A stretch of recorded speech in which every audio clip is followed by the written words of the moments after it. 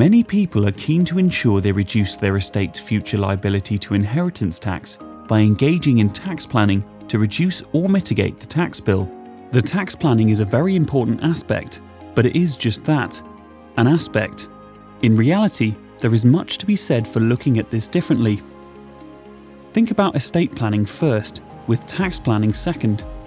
The two are symbiotic, but should be led by estate planning. How does estate planning differ from inheritance tax planning?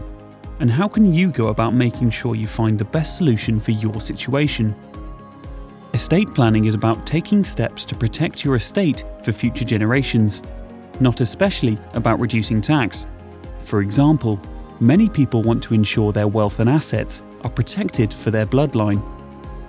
They want to protect against children inheriting part of their wealth, then in the future being subjected to a divorce or bankruptcy, and part of the wealth disappearing for the benefit of the ex-spouse. In the case of bankruptcy, this will be for the benefit of creditors.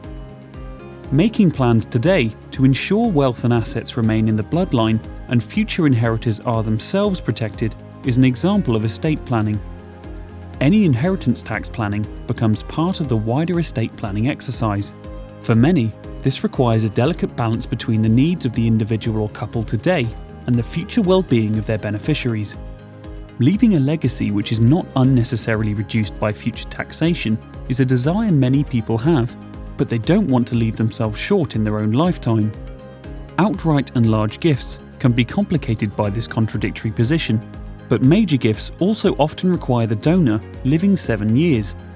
Then there may be reservations about when an individual is comfortable for their offspring or beneficiaries to receive the gift. We also have to factor in that future governments might introduce more stringent rules and tax rates. It's a complex position, but the good news is there are ways to plan for inheritance tax, which can deal with most, possibly all of these factors. You just need the right solution and suitable advice. There are inheritance tax exemptions and allowances. Making sure these are properly used is a simple but highly effective step. There are gifts, which can be made on a regular basis in a drip-feed fashion. For example, every individual can make a gift of £3,000 per year, which is immediately outside of the tax loop. There are investment schemes, such as the Enterprise Investment Scheme, where the value of the invested sum is outside of an estate for inheritance tax purposes after just 2 years. Which of these or other possible tax-saving options work best for you will be dependent on your circumstances and wider estate planning.